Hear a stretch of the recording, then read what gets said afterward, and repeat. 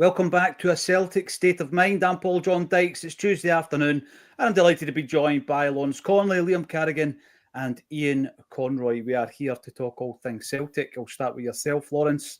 Friday night, Belfast Acsom troops were out in force. You enjoy yourself? Yeah, get invited over by the famous Paddy Lavery. So Paddy, Paul, Jim, Dan, them all. Great hospitality in the Crumlin Star, and got to meet Brendan Monaghan, who was back in Ireland unexpectedly. Brendan's girlfriend Sita, and then obviously Chris, met Big Yogi, Ewan Martin, and Chris Sutton was in form, wasn't he? He was in very good form. Yes, I think he's a consistent performer, as he was on the park as well. And obviously, yesterday was absolutely overshadowed by the terrible news, Lawrence, that we lost one of the greats, John Clark. Yeah, what a servant to the club, eh? The length he'd been involved with Celtic, and obviously, I think him and Tommy Gemmell only two players to play every game in '67. So, met him a couple of times up at Celtic Park. I think everyone says the same thing. Absolute gentleman, very humble. You think back to stories that maybe Granty told you that when he was coming through because for the same area. Well, John Clark making time to go down and see him and wish him well before he went on the park. Just absolute gentleman, and a sad loss to all the Celtic family. Without a doubt, I always think back as well to how people go on about having people involved at the football club that know the club, ex-players, ex-coaches, etc.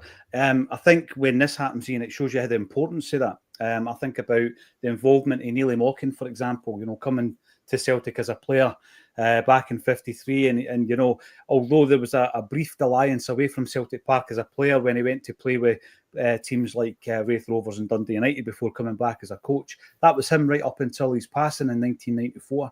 The baton's passed on to someone like John Clark. That continuity is important to a club like Celtic, isn't it, Ian?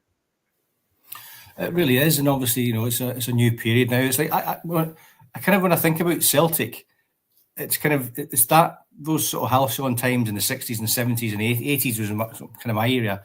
Sorry, but the Lisbon Lions, especially, they're preserved in amber forevermore. They were the rock stars. They were our Beatles, I suppose. As football fans, and I watched that documentary that you mentioned about the Lions today, actually, and you see how they basically went from the streets around where they lived to play in the park, and they lived the dream that we all sort of aspired to. That connection with the fans, and it remained, after they were, all the way through since they won the big cup, up until the sad passing of some. There's only 3 of them left now, but they were that connection, and they've always been in and around the club, and I'm hoping, you hear the stories about Larsson. When Larsson comes back, he goes for a cup of tea. Or he was going for a cup of tea. Was it you were saying that yesterday? With the great man, Mr. Clark.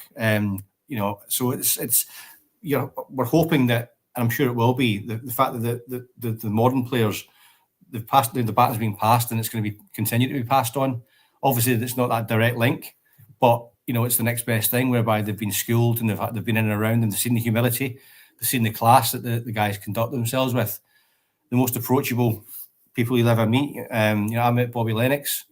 I couldn't believe it. I really couldn't. I was sitting next to him, and it was like I was chatting away, and that's Bobby Lennox. It's Bobby Lennox, So it's just it blew my mind, and I think it's really important that they were around the club for so long, and the club involved them, and as I say, that sharing of what it's like to be a Celtic person, a Celtic dyed in the wool.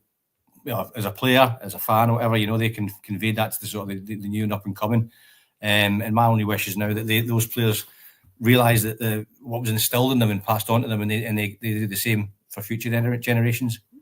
So important for me. The very first event actually that I was involved in and I hosted, I was asked to host a charity event for the Bobby Lennox statue fundraiser several years ago up at Celtic Park, and I always remember the lineup was unbelievable. Actually, Tosh McKinley was there, Dixie Deans, Pat Bonner, a brilliant lineup, a phenomenal lineup actually when you think back. and we were waiting on the main man. We were waiting in this wee corridor. So it was one of the suites which was through there, and we were kind of standing at the entranceway, and there was this wee corridor, and then it went in a kind of L shape, a wee bit like the Lisbon changing rooms. And then all of a sudden, Bobby and his wife come round and they're dancing like they're going into a ballroom. It's just because they knew that they were entering the building, and they were just basically taking the mickey out themselves, giving it a wee bit of that razzmatazz. So when you meet these people, you're absolutely humbled. I was absolutely humbled when John Clark came to Andy Lynch's book launch, for example. And Andy has been on the text. He has actually asked me to pass on his condolences. Andy at the moment's in Australia. And if you read the book, Andy Lynch's career hit a brick wall when he signed for Celtic. It was all his dreams for his entirety of his life to sign for Celtic. He had made a name for himself at Hearts. Spurs tried to sign him. He eventually comes to Celtic, but he was a left winger. Couldn't get a game. There's 18 months missing, if you like. It's the lost weekendian, John Lennon style. So it's the lost weekend for Andy's career. And he's playing in the reserves. And who's running the reserve team but John Clark? And he basically says to Andy, look, just do whatever you want. Where do you want to play? So he played a few games up front, centre forward, scored 4 goals against Rangers one day in the reserves. And eventually, Clarkey says to him, can you play left back? We're struggling for a left back. And he plays Andy Lynch left back. And that was Andy Lynch for the entirety of his Celtic career. He breaks into the team 2 weeks later. And until he leaves the football club, he's not really out the team. And he puts the turnaround of his career, Liam, down to John Clark. John Clark would never have mentioned that. He would never have mentioned that he did that for Andy. Andy went on, of course, to score in a Scottish Cup final. He went up to captain the side in the 10-men win in the league season because Danny was injured. The double. He wins the double for Celtic. All because of that turning point in the dressing room one night. And John Clark would never have mentioned it. But Andy wanted to give him credit for that. Yeah, I mean, I kind of touched on it when I was writing my sort of tribute to John Clark on the blog last night, which is one of those things like, I did similar when Evan Williams passed a few months ago as well. And these are obviously players that I'm not old enough to have seen play in the flesh, but I did meet both of those men on different occasions. They're both absolutely wonderful people. And the thing with John Clark was it was amazing because when he was Celtic's kit man for that time, my dad and I were working at Celtic Park most match days. And every time you see him, he'd be like, hi, how you doing? He would stop and have a chat with you and ask how you were getting on, whatever. Until our last day working, I'm sure he had no idea who we were or what we were doing there. But that was just the guy. He was just a very warm human being. And that's my memory more than any sort of footballing thing. I mean, he is a legendary footballer. In my research last night, I discovered that only Willie Maley served Celtic in any capacity for longer than John Clark did. And Phenomenal. Even then, it's only a matter of months. And they both clocked up over 50 years of service to Celtic. It's incredible. That is sensational. It really is, Liam. And, the memories are going to continue to flood in, and quite rightly so. When they come through in the comment section, we'll bring them up today. We will also discuss other matters involving Celtic. We're talking about Celtic going about their business quietly and with a bit of humility, and the usual bullishness is happening across the water. I don't expect anything less, to be honest with you. We're going to be bringing in as many as we possibly can during the show today. And I'm going to ask, actually, Jungle Lion, I seen this one yesterday from you, and I'm going to bring you up first because obviously you pay us to do that if the rumours are to be believed. And you're talking about Damien Duff. You see that he's caused a bit of a stir over here the last few days. I did see that you'd stepped down as the manager of Shelbourne. He had led them, of course, to the League of Ireland title. He was doing really, really well. He's a figure who I think the players that he coached at Celtic speak very, very highly of him when he was in there as his first team coach, being promoted from the reserve team coach as well. Damien Duff, he left a really positive impression at Celtic, and he's left Shelbourne. What's in it, Jungle Lion? What don't we know about over here? What's the chat over in Ireland in relation to it? I was reading this morning that he may be offered a job at Brentford because he has worked previously with Keith Andrews, who apparently is going to be the new Brentford boss. What with him at Ireland, of course, after he left Celtic. What's the story? Why is he left? Because, from the outside looking in, he was doing a good job, Lawrence. Yeah, maybe he just wants to play at a higher level or manage, or assistant managers would be at Brentford at a higher level. He's just done a cracking job there. He's maybe proved he's got it in management there, and he's looking to step up, because I think it was a sad loss to Celtic. Was it? He went back home for family reasons. Maybe, that's whatever they were. Those reasons have resolved, and he's maybe having a look at the EPL, saying, "Yeah, Brentford, I fancy a bit of that.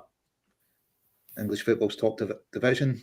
No doubt he'll have aspirations to be a manager at that level at some time, but I don't think he'll go quite Shelburne to managing the EPL, but the assistant manager to manager probably. So it's maybe a career path he's kind of looking at. Absolutely. Jungle Lion, let us know if there's anything else in that. You and Boy Martin, a pleasure as always to meet you on Friday night. It just shows you people travelling over there, Lawrence, from the Skylark Bar, from Dunoon, to see the Acsom live event with Chris Sutton in Ardoyne. And actually, after this, I'm going to have to share something with you guys. So you and Boy Martin, a great day on Friday, Paddy. Big thank you for showing me around Belfast, says Ewan. And here's the thing, right? I mentioned this, I touched on this yesterday. So after the event, an Axom listener called Roy Ganley spoke to us, and he handed an envelope, which I've not opened it yet, but there's £100 in here for wee Jamie Tierney. So I've messaged Jamie's dad, and at some point this week I'll meet up for a wee coffee and I'll hand this over. There was another £50 donation given to Chris during the night, so obviously that will be added to the charity item that we auctioned off on the night. So coming away with something in the region of £250 to £270, something like that, from the Ardoyne crowd. So thank you all very much for that. But what Roy also did is he gave me a book. Because he's noticed that I liked a book here and there. And it's a book by Paul Ferris, not the Paul Ferris that we probably know about in Glasgow. But I'd never even knew about a young Irish footballer called Paul Ferris who played for Newcastle United.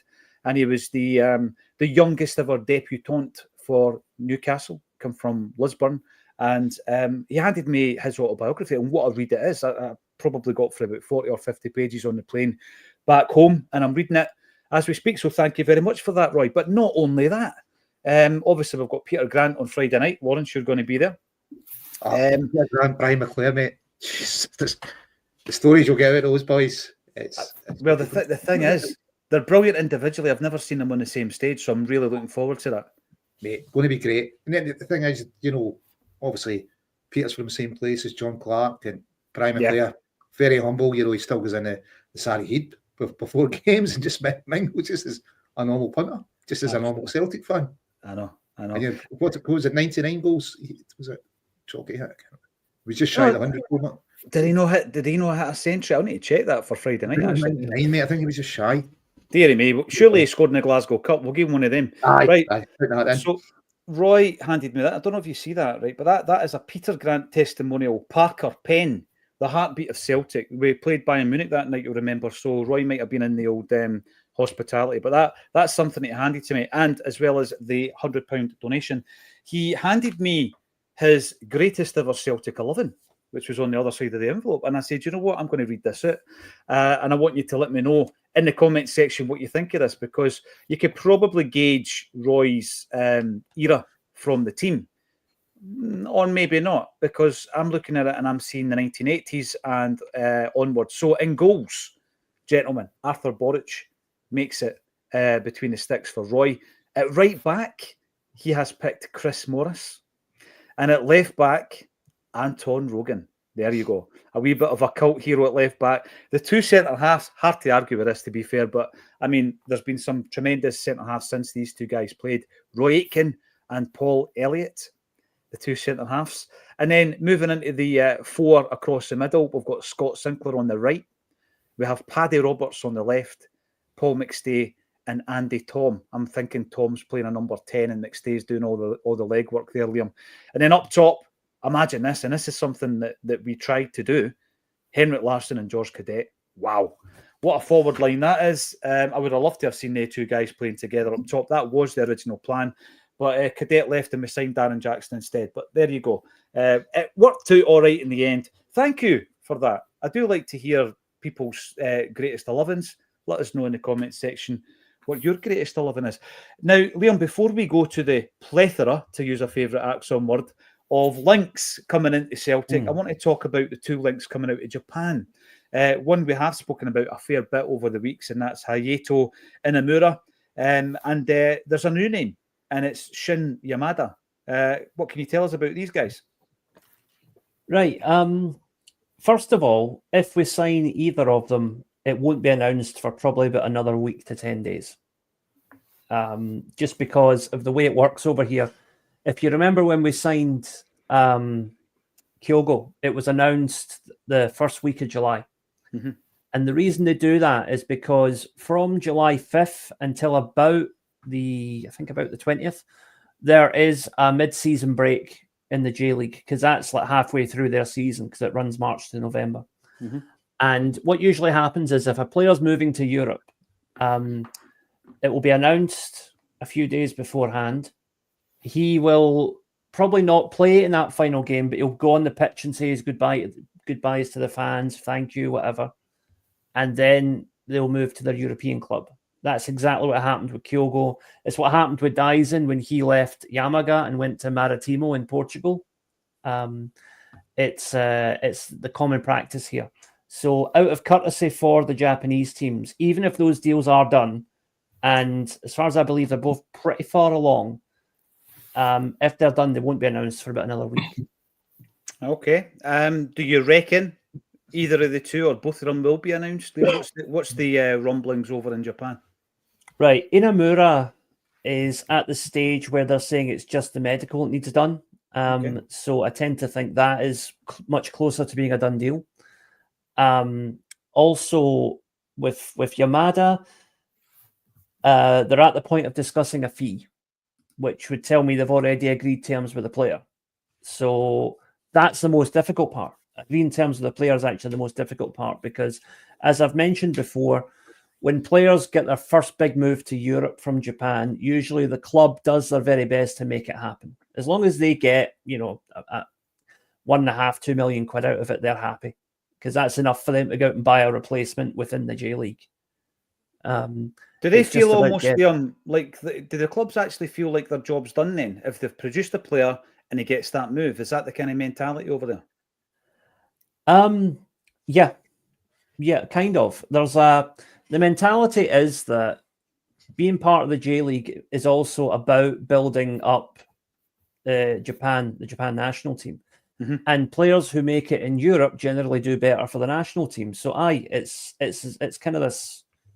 It's like this kind of conveyor belt. You start off with youth teams, you go to a university, you graduate, go into the J League for a couple of years, do well, go to Europe, and if you're doing well in Europe, you'll be in the national team, and then hopefully, eventually, it ends in 100 years' time with Japan having won the World Cup at least once. It still blows my mind that you're about a third of the way into a 100-year plan. That's incredible. I sometimes wonder if Scottish football has a 100-day plan, a 100-hour plan. I'm not quite sure they do. Keep the comments coming in. Always great to get the update from Japan. And I've got to say, Liam, you and I have discussed many times on here our concerns at having done really well, actually, in the past in the market. Then getting to a stage where we're maybe not keeping an eye on it. It is the thing that I'm delighted about is we obviously are keeping an eye on it. We are scouting it. I don't know what the setup is. I don't know if we have an ambassador over there. I doubt very much it's all going to be database. These guys we're going to be wanting to get eyes on these players as well. But that's a positive, Liam. The fact that we are still tapping into this region. Yeah, and one thing I would say though is that there's a bit of I might actually write a full article about this later on. There seems to be a kind of a misunderstanding about Yamada's stats, which are not being reported correctly. Right. First of all, most of the Scottish media are taking it from his Wikipedia page, which is 2.5 years out of date. So there's that. And again, this stuff is all on the J League homepage in English. It's not hard to find. It's just laziness from these people, right? But they've put out the notion that, he's only scored 18 goals in 60 games or something. It's like, no, he's actually got an average of a goal every 2.5 games if you look at his total career to date. And then there's the other thing saying, he's only played, 65 games and he's 25. So, well, you try playing 65 professional games and holding down a 4-year university degree, during which time you're not allowed to play professional football because you're contracted to the university team. Yeah. He's been on the books of Kawasaki Frontale since 2018. Mm-hmm. But if you look at Wikipedia, he only started playing for them in 2022. Yeah. It shouldn't surprise me that people are using Wikipedia as a source. Deary me. Where they do like a breakdown of a player's senior career, it's not on every player. That is in-depth and pretty accurate. But the wee grid on the right-hand side are generally league games only and got to be double-checked. You've got to check your source on that. And it blows my mind that people still think that's a decent source without double-checking it and corroborating your information. Unbelievable. There we go. Or is it? Kevin Mullen, you're in. Afternoon Axom. All the Rangers are coming again. They will never learn. There's a lot of this kind of chat, Kevin. And yeah, you're right. But at the same time, though, Ian, you can understand it's a clarion call from the new guys that are entering Scottish football. I mean, we know that there's a bit of theatrics about this. We know that there's a bit of drama and a bit of kidology. You can't come into a football club and say, we're rotten and this is going to take 5 years, because they're playing to the audience. They're playing to the gallery, Ian, aren't they? Yeah, I mean, I haven't seen I've just seen sort of snippets of interviews with the two new guys. I think they're sort of actually downplaying it. They seem like they're sort of they seem sensible, and they seem like they're sort of saying the right things. Certainly, they said the right things. If I was a fan of theirs. Thank God you're not. I know exactly. Well, if I was born to the house next door, I would have been. But luckily I was born in the right house. So. And I think Martin is a good appointment as well, because he's a Celtic type manager. I think a club like Celtic, I think his philosophy and the way he plays football, I think he would do well at a club like Celtic. So I think they've done some decent business, I think, in terms of that. And of course they've got to speak it up what they're going to try and do. They don't want to come in and finish second, well, of course, naturally. But I just hope that we don't sort of rest on our laurels and don't and kind of treat any kind of threat as not as viable, because it quite quickly can turn. Under Clement a couple of seasons ago, they should have won it really, and they kind of they shat it really. So pardon my French. So it's it was we could have lost the league then. I think I think it's good for us if we kind of keep our foot in the gas. It's good for us to have a bit of a stronger challenge, and for the league, if Hearts come a bit stronger and Hibs come a bit stronger, if they get some more money invested from their owners, it's good for the league. But it just means that we've got to just stay foot on the gas and keep pushing ahead and keep them at bay and keep them at a distance that's comfortable. Without a doubt. Did you say rest on your laurels or laurels? Was there a wee slip there? Yeah, sure. Freudian slip. I said laurels, I meant to, but maybe one of my wee mumbles. I'm hearing what I want to hear. Bradlad88, hail Axom and the troops. Always a pleasure to come on here at 12:30 every single weekday. Obviously, we have got used to that. It's like Coronation Street, 7:30. It's going to happen. The kettles get put on at the same time of the day. Lawrence, I think we are in safe hands when it comes to just shutting out the noise, and that's what we're talking about here. Celtic going about our own gig, going about our own business, knowing what we need to do in terms of incomings and departures, and just concentrating fully on that, and not allowing the racket and the noisy neighbours to make our decision process any different, really.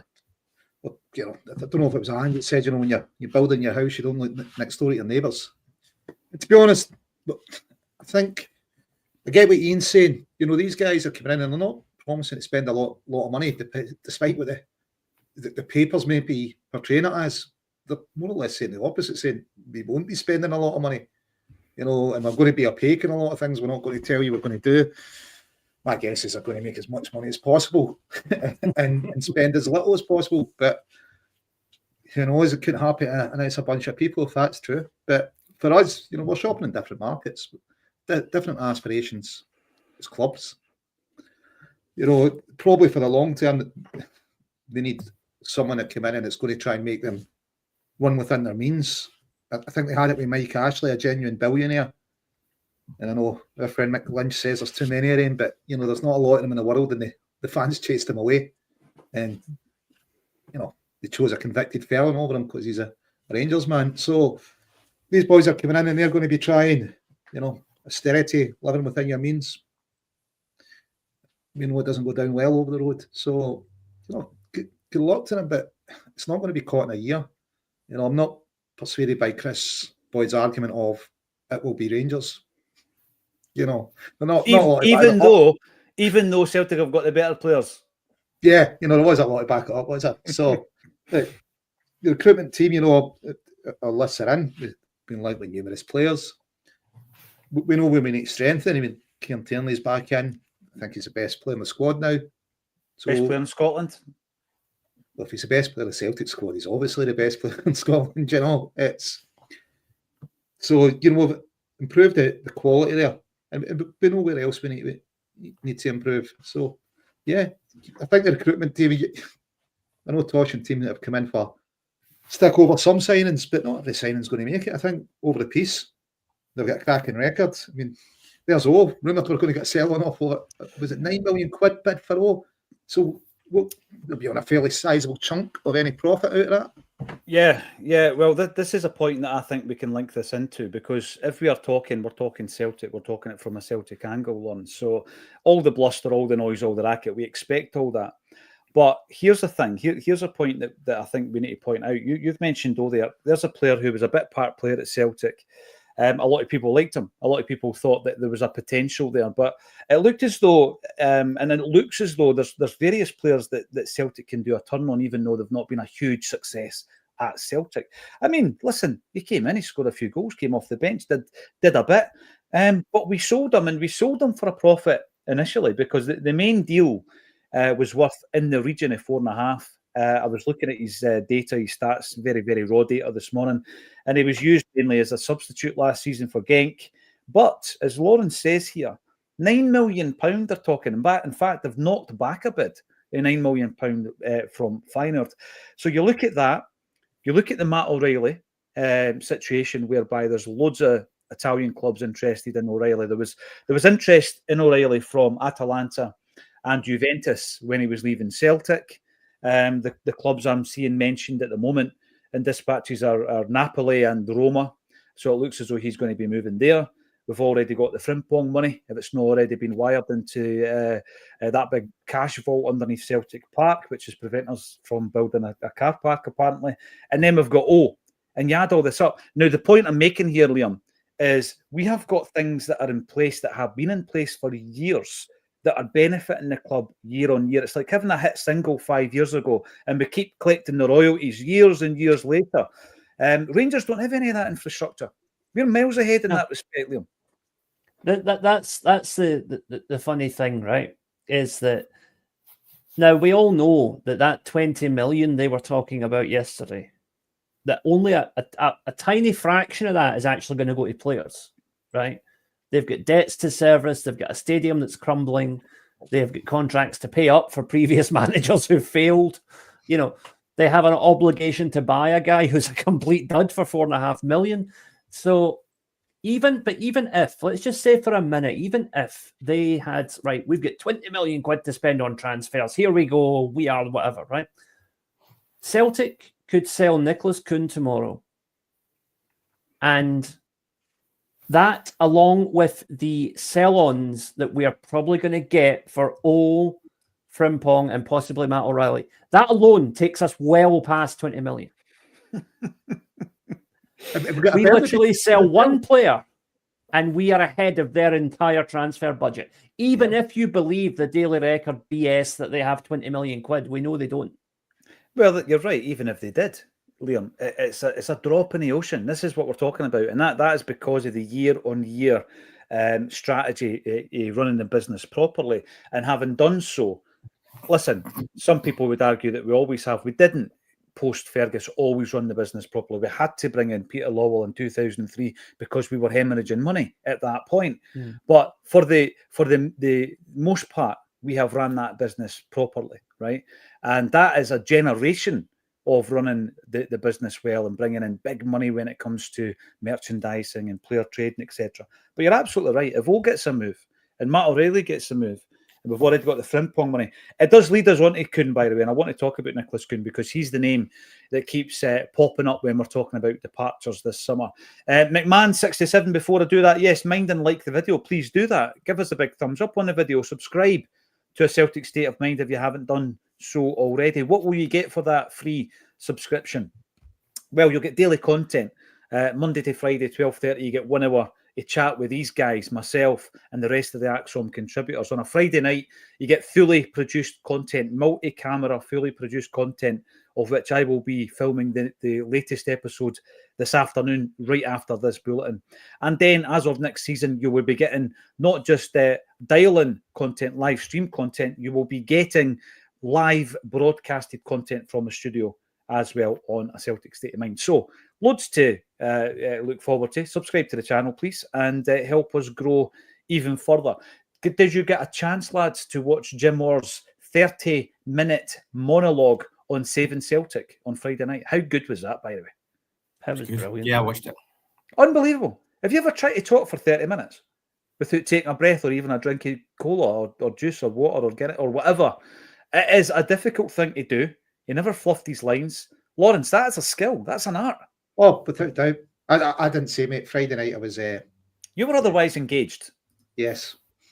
Yeah. And you asked the question. You asked one of the early questions of Chris Sutton. And I came over with the mic. I thought to myself, it's safe to give Lawrence.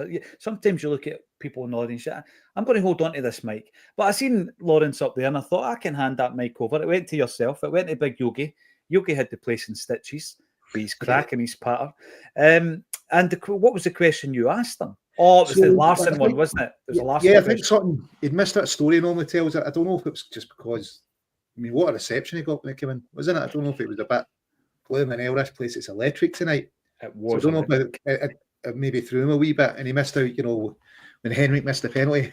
How did Mark treat the team? Was it Brotto that saved it? Am I right in saying it? Yeah, Brotto saved it. Yeah, he was in goals. Yeah. And obviously, I think Neil just come in the dressing room and Rob, you're useless, and send you back to Dundee and slot them 1-1. He just got to Henrik and went, yeah, unlucky. It's, Chris said, it was the manager's favourite, but no wonder, A lot of other players reckon that Chris was a favourite. Actually, I've heard a lot of people thinking that they were. I think they were Chris, on his favourite to talk about. I think when you go to the Martin, he always lays into Chris, doesn't he? Oh, he absolutely does. He absolutely does. But I think they were interested in literature and all that kind of stuff, so that they might have shared seats on the bus and all that kind of stuff. But yeah, Lawrence, when we're talking about Celtic and we're talking about a big player, perhaps leaving in the summer. No, we don't want to do it. I'm touching wood at all times when I say that. Rio might go, Maeda, Kuhn. These are the names that we've seen mentioned. I don't want any of them to leave. But the caveat to that, Lawrence, is that if a player wants to leave, that's different. That's absolutely different because it is the bad apple and the bowl of fruit, and that rot takes control of the entire bowl. I don't like that. We've seen it in the past. Neil Lennon's spoken about it in that season of seasons. And I'm not saying Nicholas Kuhn's a troublemaker, but if he wants to leave, we have got to facilitate that, Lawrence. Listen, Brendan done it with Kyogo, didn't he? Didn't want to lose, your main striker halfway through a season.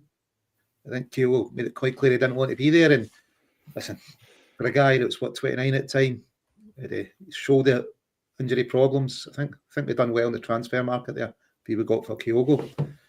For Kuhn, there's rumours 12 or 15. I'd hope it'd be a lot more. He's done it in the Champions League. He's done it in big games. There's probably 3 years and a year's option left in his contract. You'd hope we'd be able to get more than that. But I guess you're only going to get what someone's willing to pay. And what do we pay, 2.5 or something for him?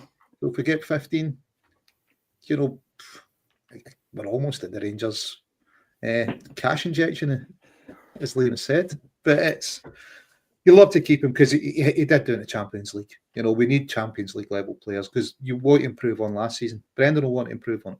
You know, he'll want to make sure it's a treble that we hopefully go further in Europe. And to do that, we need players like Kuhn's calibre. And I know we've been linked with lots of wingers.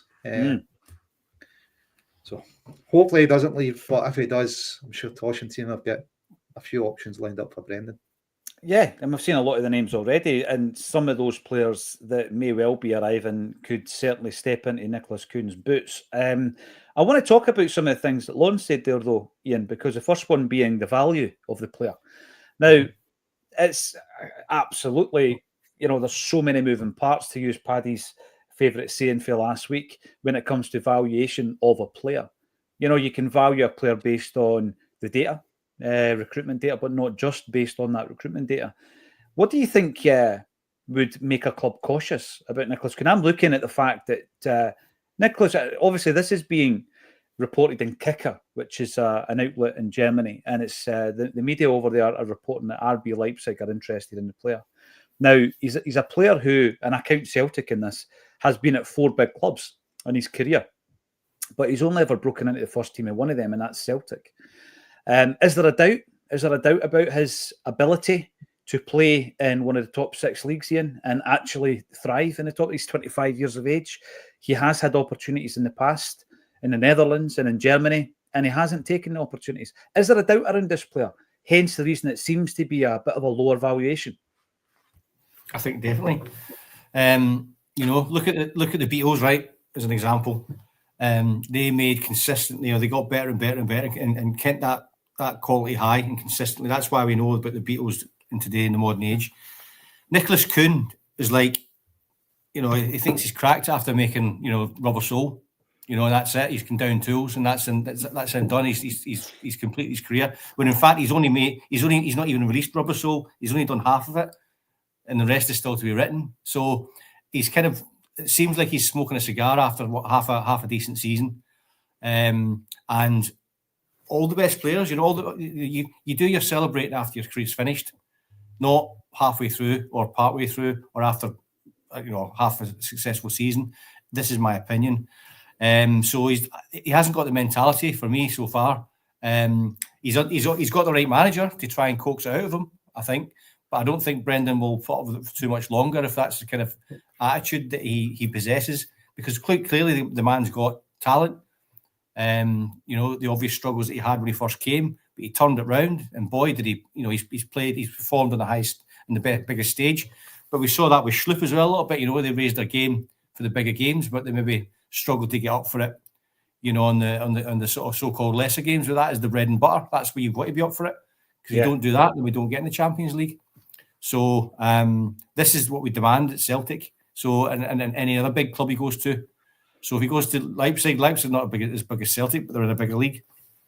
He won't get away with it. So it's up to any player that's like this, that's got talent, but doesn't want to marry it with hard work. That's the way their career will go, and they've only got themselves to blame. Yeah, you see the peaks and the troughs in players like that in their careers. I'll go back to name drop John Collins talking about the player, and I asked him the question in relation to it. Simply through style, I said that he reminded me a wee bit of Paddy Roberts, who was in the Roy's greatest Celtic 11 team here to my right. And John Collins said to me, having obviously worked with Paddy Roberts, that Paddy Roberts is a technically very, very gifted footballer. But there was a limit, and that limit was based on his lack of strength, physicality, strength of running. And it will get to the point, even though Paddy scored against Man City in Europe, it will get to the point where he'll get shown up at a certain level. He'll come to that point where he can't really push any higher. And John Collins likened Kuhn to that scenario. Paddy Roberts is a favourite of mine. I'm not saying we should go out and sign him, by the way. He is a favourite of mine, he always was. But I think his post-Celtic career, Liam, shows that John Collins is right. These players do have limitations. They look cracking when they're on form in the Scottish League. They look great. And then as Celtic fans, you think to yourself, right, can you do it in the big games? Can you do it against Rangers? Well, Kuhn has. He's scored against Rangers. But there's also been occasions where he hasn't done it against them and he's been hooked at half-time. Can you do it in the Champions League? Well, he proved that he has. And that's a frustration for me. There's also a question, Liam, around the valuation. Because I've seen as little as 10 million. And I've seen suggestions up to the 15 million point. So if he was to leave, I would expect something in the region of 10 to 15. But I'm looking at it and I'm thinking, well, he's contracted to Celtic until 2029. Why would we sell him on a cheap? There's been occasions in the past I felt Kyogo went a little bit cheap. Lawrence was talking about injury problems, and yet he had injuries at Celtic, but he also played a huge amount of games for Celtic, 50 plus games in seasons for Celtic and under Brendan Rodgers as well. And he leaves for 10 million. 29 years of age used to be quite old, Liam. Used to be quite old. I didn't know about the Japanese. You've already spoken about it. The Japanese situation when players come into a team at 21, 22, having played no senior football due to the we've got an academy, they've got a university program. I didn't understand that. It's been an education since Ange started signing Japanese players. That was the situation, and it's yourself that's explained it. So 29 for me wasn't that old for Kyogo. Actually, I don't feel, and I don't think Kyogo will comfortably play for another 5 or 6 years, wherever he is. Yeah, and I felt that we kind of undersold him at 10 million. Now, the Abada one's different. We all know what the situation was with Abada. I thought Abada had a really, really high ceiling. And I was buzzing when Brendan Rodgers took over because I felt Abada was one of the guys that he could really tap into and get the most out of. We know what happened, and it was nothing to do with the player. It was nothing to do with Brendan Rodgers. But I would get the sense if Kuhn was to leave for around that 10 million figure, a sense of disappointment, as I did when Abada left, as I did when Kyogo left him. I mean, at the end of the day, it would still be a significant profit on what we paid for him. We paid, 3.2 million for him initially. Mm-hmm. You're still getting back more than 3 times your money at 10 million, but he should go for more than that. The unfortunate thing is that it's a German team that are in for him and not an English team, because there are players far, far worse than Nicholas Kuhn who will go for 20, 30 million in England this summer. You just know that because of the ridiculous amount of money that floats around that league. But no, what we need to do is get a sell-on clause put into it. I personally wouldn't let him go for any less than 15. I think he's worth 20 because of the length of the contract and the fact that he's scored in the Champions League. But if it's 15, fine, but 20-30% sell-on clause. And then in the long run, we'll probably make more than 20 million on it. This is the big thing. He gets that secondary big transfer. We were talking about sell-ons. These are the things you've got to put in place. You don't benefit from them sometimes for 3-4 years, but when they come around, it's well worth your while. I will be disappointed in terms of his talent to see him go, but I'll go right back to my first point. If he's not happy here, and this is him basically just working his ticket, and he's not even recorded rubber soul yet, as Ian says, keep the Beatles analogies coming. I'll never tire of them. Then I do expect him to move on. Some of the moves we're making in the transfer window would suggest we're already working on that possibility. David Boyle, you're on the YouTube. I'm a little worried.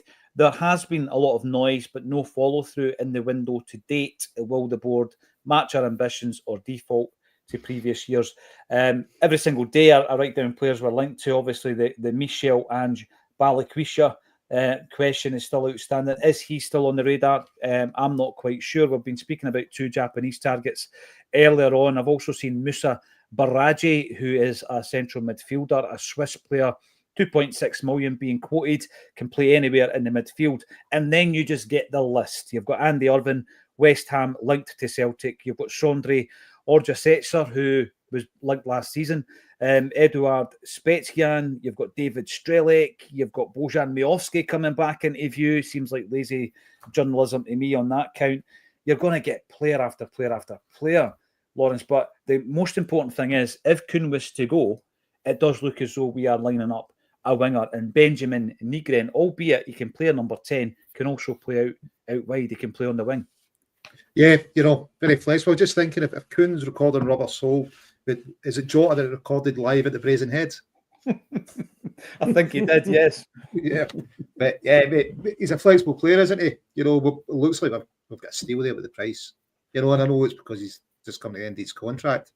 It's a great bit of business. What is it? 23 years of age, Swedish international. Brilliant bit of business. Yeah, we like that flexibility in the front line, don't we? you know, because the winger's making up the second striker often. Cracking to see him come in, you know, absolutely cracking to see him come in. But Kuhn going 15, mate. I'd be hoping for at least 20.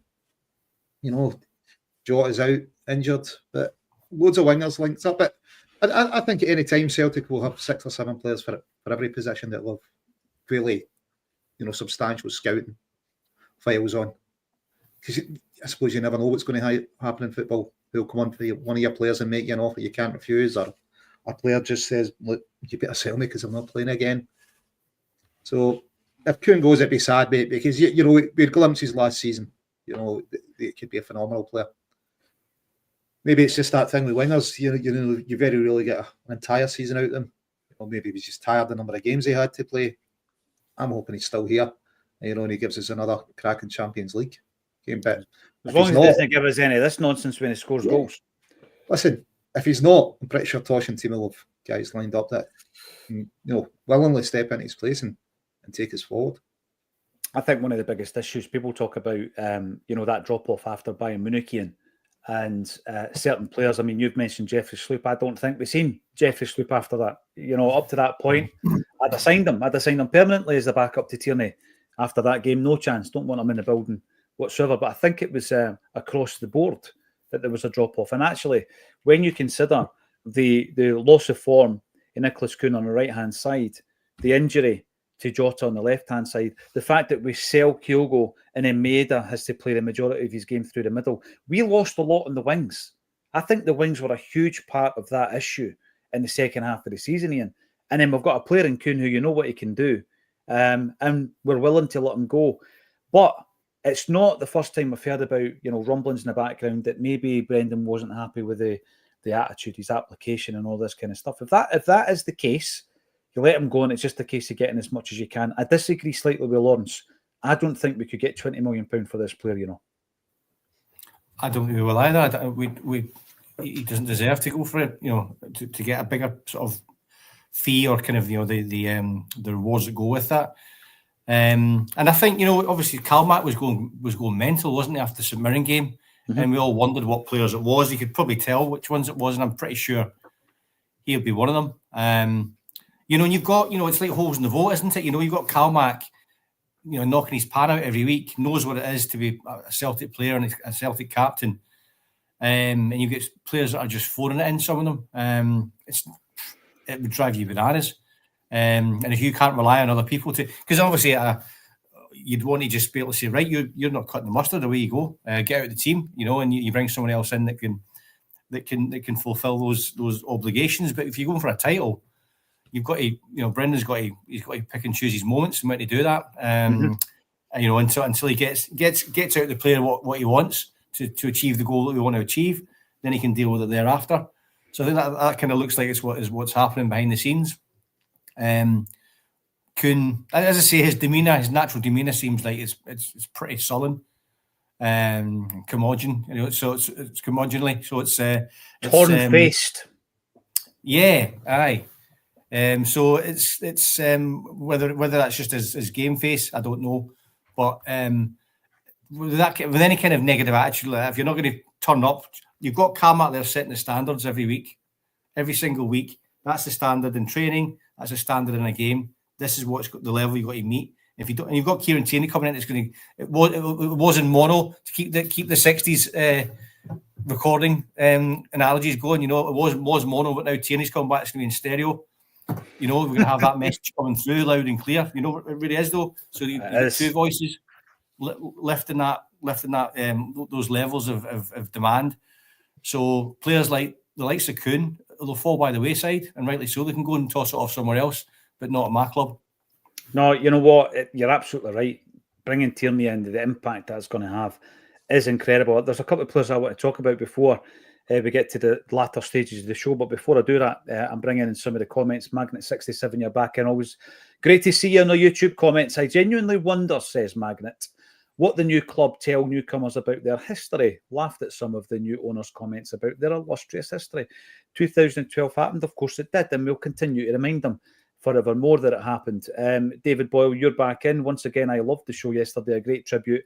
It was a pleasure to talk about, John. and I think that we'll hear far more stories as the time progresses. I'm looking forward to Friday night to hear some from Granty and Chalky. John Keenan, concentrate on our good selves and all will be good. Often that is the best policy, I suggest. James Curwin, you're in on the YouTube, flexing their 20 million quid investment is more of a whimper than a shout when the season starts. The shouts will be loud and fearless from Celtic. We welcome the challenge to our domination.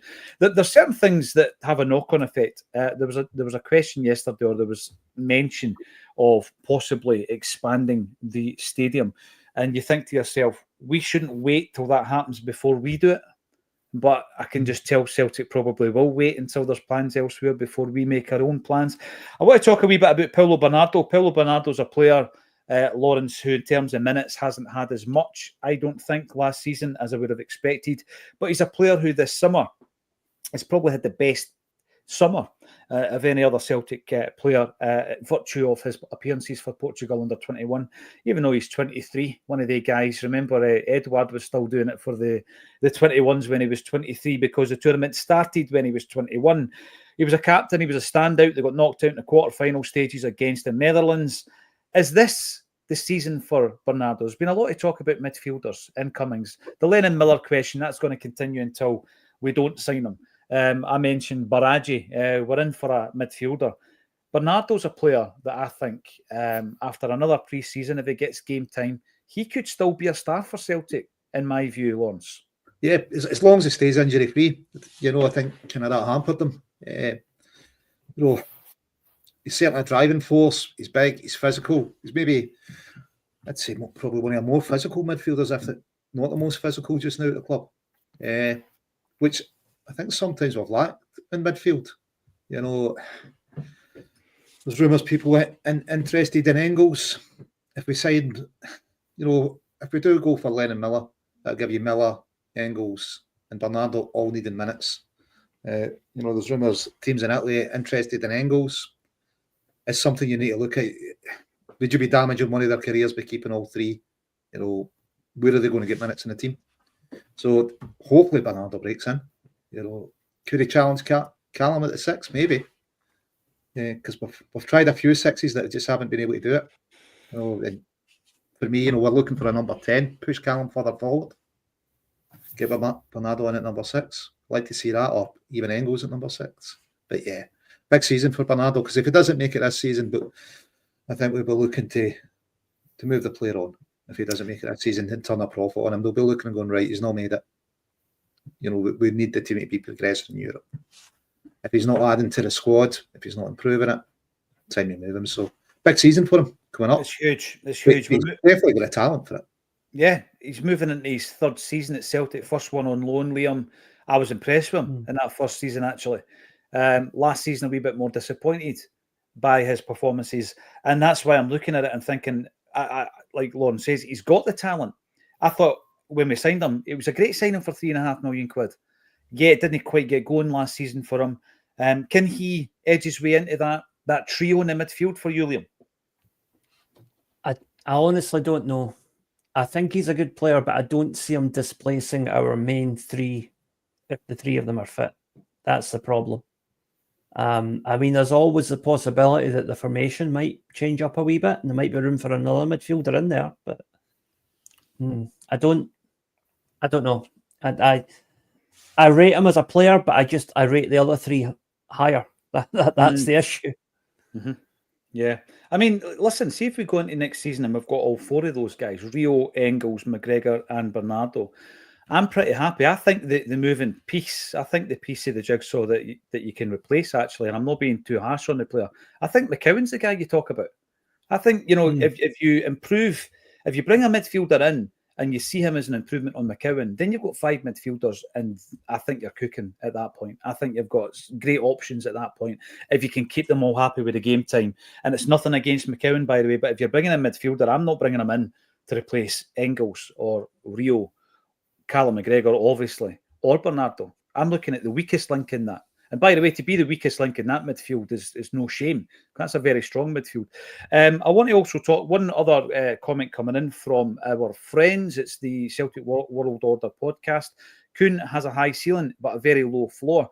There's no mid-ground. It was terrific. Had his head turned, then dropped off. £15 million may seem low, but the cost of an unsettled player isn't worth the hassle. This is a big dilemma.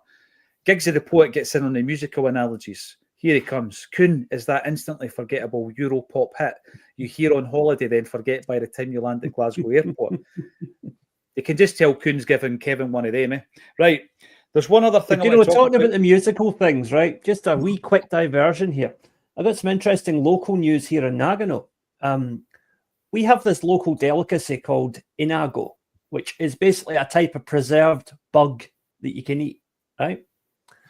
And they're getting Yoko Ono to do the promotion for them all. She's going to be the new face of inago.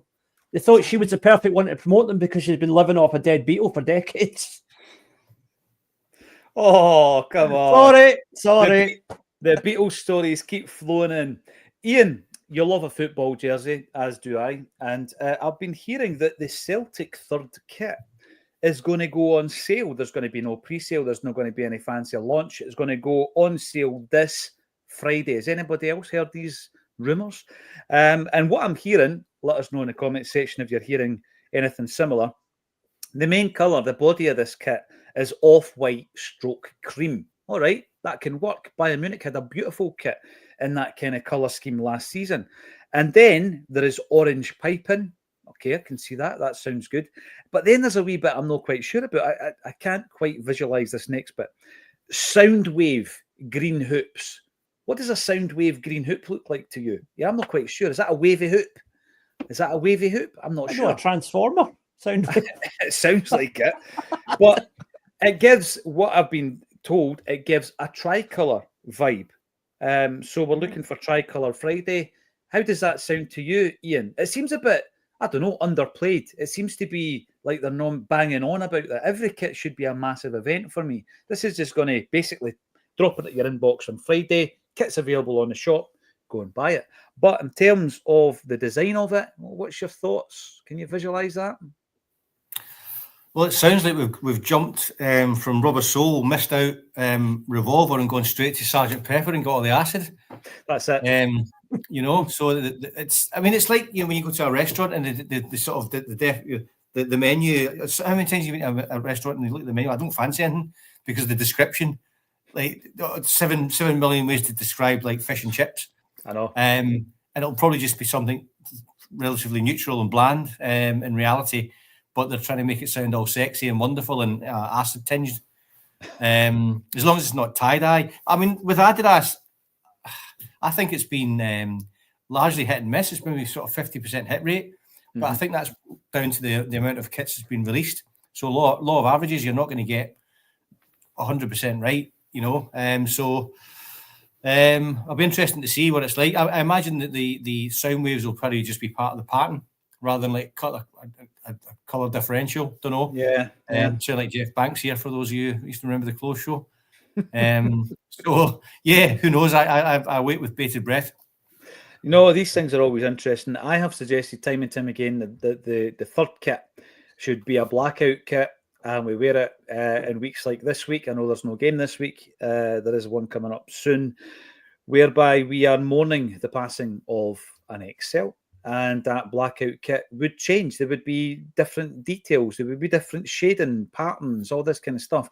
But everything on it would be black, and we would wear it every single time, rather than a black armband. But we are getting this funky new design, Lawrence. Wait a minute. Can I go back to football jerseys? Are you of the view if it's no green and white hoops, you're not interested? So it's going to be green cream hoops, is what I've heard to say. Oh, well, could be. But the hoops aren't clean hoops. They're sound waves. And I can only think... What they had a few seasons ago that wasn't quite as clean. As long as they're not those big square hoops that we had that time. They were terrible. Remember, it was like QPR. You talking 1990s? Yeah, it was like QPR jersey. Hoops were way too big on them, way too wide. That's aged pretty well, though. The C.R. Smith Umbro jersey. Yeah. I mean, I know you're a former, was it a training kit designer for Celtic? Yes, Absolutely, yeah. Without getting credit for it, yep. You know, if you were to ask me about pies at Celtic, I might be able to give you more advice than that. So I need to kind of bout your knowledge. Did you design the training kit there, not me? It was a cracking training kit. It was printed in the Celtic View. Look it up. The name is there. Absolutely. But, black, white, and green. Looks minted. But tricolour strip, mate. You know, who's not going to be happy? Well, the SFA probably, but that's another matter. This is true.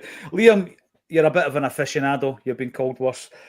What do you think of that what do you think of that for a description? And I'm talking about the jersey, of course. I mean, I'll need to see it before I pass judgment. On the subject of new jerseys, actually, if anybody's wondering what that new kit that Jota was modelling a wee while ago that leaked online, if anybody wonders what that's going to look like when you wear it, this is the same pattern. This is a Greece shirt from 2008, and it's that same collar, it's that same design. This that away kit or whatever it is, the black one with the green on it, that's the same template as the shirt that I'm wearing now. I think I'll just need to wait and see because the thing is, like Ian said, with Adidas shirts, they're so hit and miss. Half of them I look at them and I think, oh, aye, I'm buying that right now. Others I look, I think, no. And then I end up buying it anyway. The one thing that I always mention, when I was doing the history of the Celtic jersey, I asked the football club and I asked New Balance, Nike, Umbro and Adidas if they would be interested in talking to me about the process of design and choosing the jersey. That's the kind of thing I would be interested in. And at that part of the process, Ian, you know, you can imagine sitting in a room and the person making the decision isn't the best person to make the decision, if you like, rather than, you know, some kind of cross-section of Celtic supporters to come in and actually say, well, I prefer this and I prefer that. And I always go back to the story that Kev Graham talks about. And it was a kind of fans forum set up with New Balance, were the kit suppliers. And they were talking about having an idea for an away kit, which was either A, brown. So you thought at that time the St. Pauli link was there, or B, maroon, and they were laughed out the room after that suggestion, or C, blue. New Balance were seriously considering Patrick's blue. a blue Celtic change kit. So it just shows you how far removed they might be from what the fans want. And I did ask the club and I did ask all the manufacturers. None of them were interested in doing it. I think it would be very interesting to find out what happens to the prototypes and who chooses the final jersey and all this kind of stuff. Surely that should have fan involvement. Let us know in the comment section what you think. Are you coming on Friday to Gracie's to see Brian McLaren and Peter Grant? You will be met by people like Lawrence Connolly, Jim Orr, Lloyd, Patrick Jepson, and Chris McElwain, as well as Kevin Graham. It's an Axom night. Making it up. Who's making it up? Ewan. Big Ewan? Oh, that would be good to see the big fella. Yes, if you want to come along, be quick. There are 14 at the last check tickets available. This will sell out. It's going to be a great night, and I'm looking forward to it. Thank every single one of you for getting involved, as always. If you do want to come along, link is underneath the video. All that's left for me to say is thank you again, Ian, Liam, and Lawrence, for joining me on A Celtic State of Mind. Thanks to the boys in Arddoyne for